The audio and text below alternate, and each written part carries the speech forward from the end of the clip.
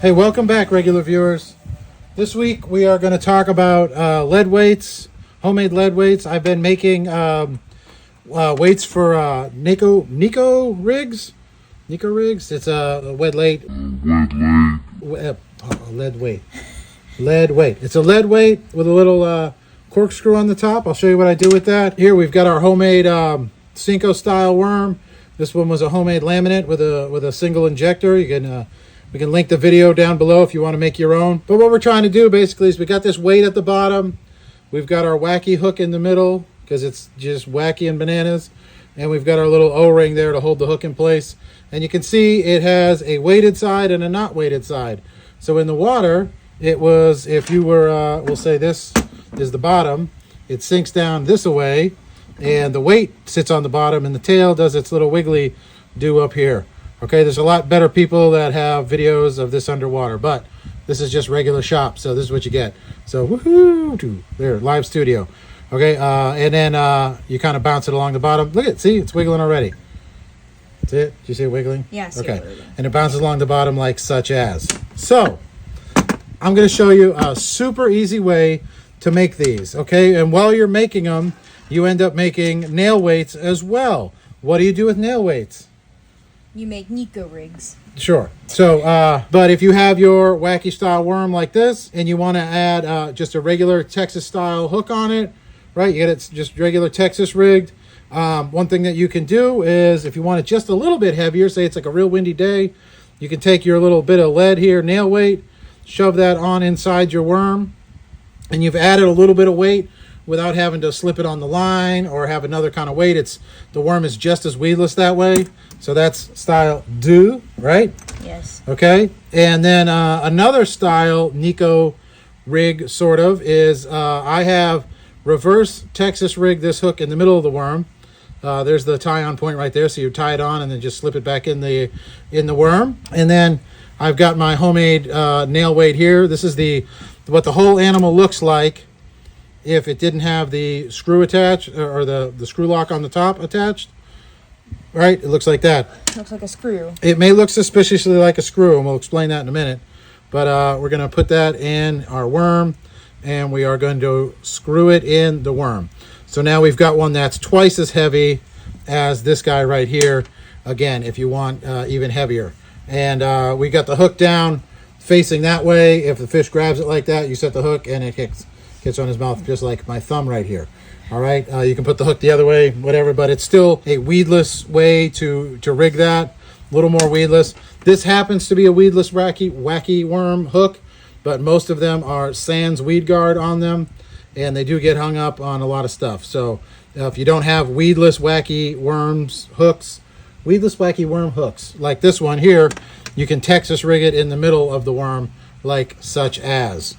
That is one of those the more you know situations. All right. So that is 3 ways that we are going to make worm hooks with one mold. Okay. Let me go show you the mold. All right. So this is our plaster mold that we made. We made this plaster mold for jig heads right here. I make my own jig heads out of plaster molds. Super easy to do. This one I never finished. I never really poured it, but that's not important right now.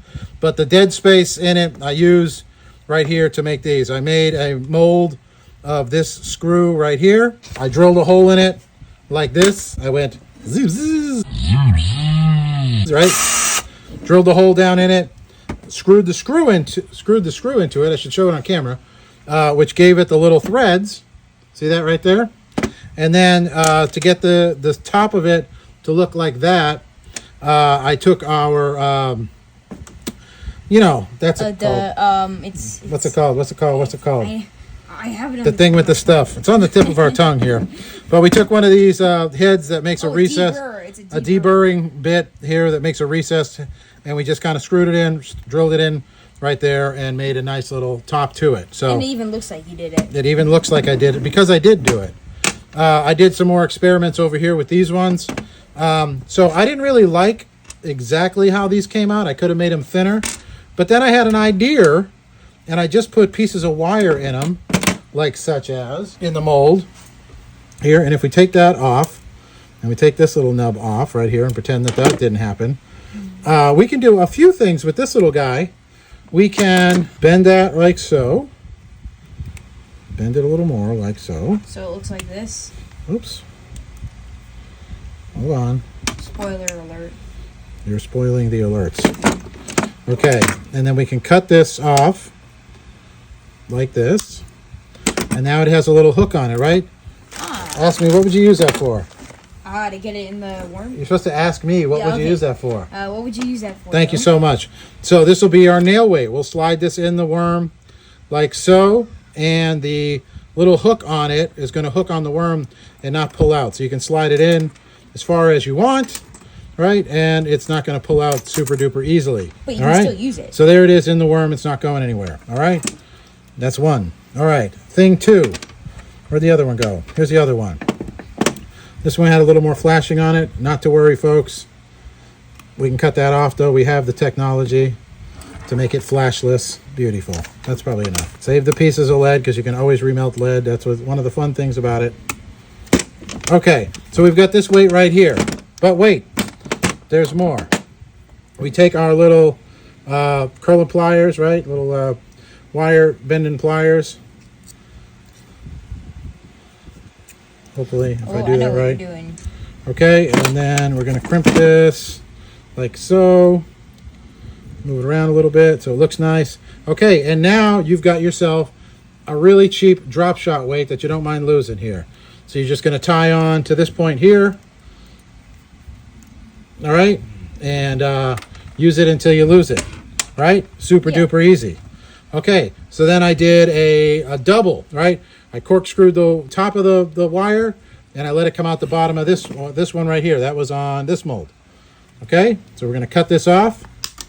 Ooh. Yeah, and send it off into oblivion for no reason. We are going to twist this around so that we have ourselves a really cheap drop shot weight we don't mind losing. There it is. Okay, and then on the other end, we have our corkscrew weight. So we've got our drop shot weight and we've got a corkscrew weight, just like that. And then you can take that on the other end of your worm and corkscrew it in like so. And it's not going anywhere. Look at that. This worm has a lot of weight in it right now. All right, so let's show you how to make one of these. Okay, so let's take a length of stainless steel lock wire. Cut it off. We're going to take an awl and just wrap it around and make a big long spring.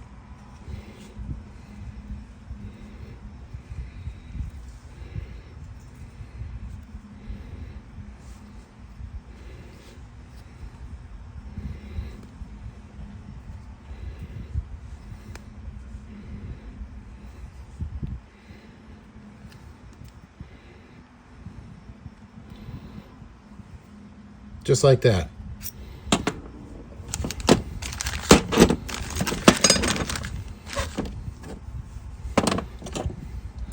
Take your pliers, stretch it out.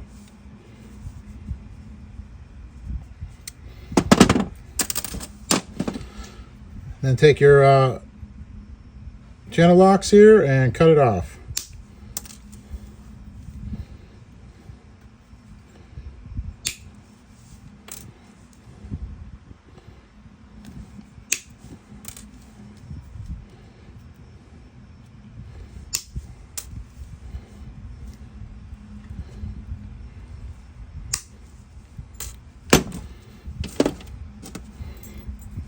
Now we've got all our corkscrews.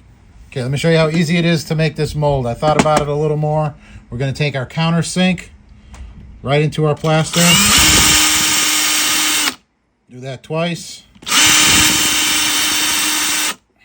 Because twice is nice. Get rid of the dust.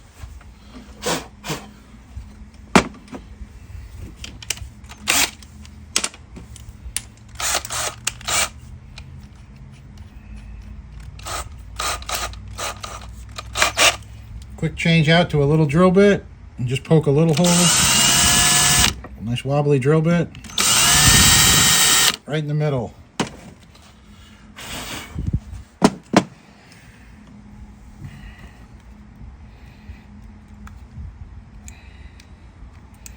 That way when you put your little corkscrew in, it has a place to set and hold itself up, and you can adjust it around until it's sitting the way you want it to sit.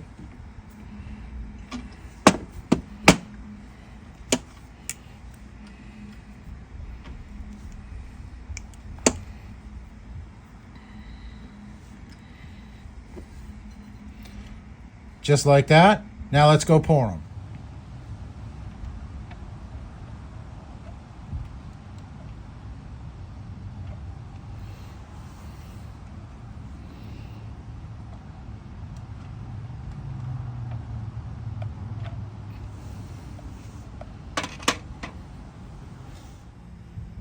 All right, once they've cooled, they just pull right out of the mold.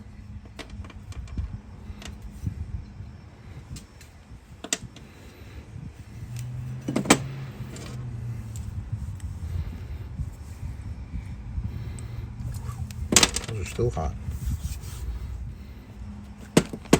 And once they've cooled, you just trim off the excess wire. All right, regular viewers, you have done it again. You have reached the end of another regular video. Thank you so much for tagging along. So just to recap, we made a whole lot of these screw lock weights. We made some small nail weights, and we made some drop shot weights, all from the same mold. Just using a screw to help make the mold and a countersink, stainless steel wire, and a go-get-'em attitude. And we were able to, use an old plaster mold, make a couple different cavities in it to make screw lock weights, to make the drop shot weights that we just said, and to make these nail weights, all from the same one. I did end up making a dedicated screw lock weight mold right there, and the reason is over here. We'll give you a little sneak peek. It may not look much like much right now, but these right here are the start of our next video, and a part of one of the reasons I made so many screw lock weights. But again, I hope that you enjoyed this video. I hope you try it yourself. Just a little bit of time and patience. The only real specialty equipment I have for this kind of stuff is the Lee lead pot, the self-heating lead pot that you saw that I pour this stuff with. That's because I pour a lot of lead weights, but there are a lot more simple ways to heat up and pour lead with little, they have like electric little spoons that have, that are a little tiny lead pot with a spigot on one side, and you just kind of pour them in there. I've seen people use just a small ceramic bowl and a torch, that kind of stuff. But if you really want to get into it, I bought that Lee lead pot. I want to say it was like $100 even, roundabout. The price goes up and down depending on what's going on in the world. But, for all the lead weights that I use and make, it wasn't that bad of an investment. So anyway, all that to say, thanks for tuning in this week. If you have any comments, questions, concerns, we'd love to hear from you. We'd love it if you liked and subscribed. And you can send an email to our regular appearing email address right here. But other than that, you stay regular. Forget.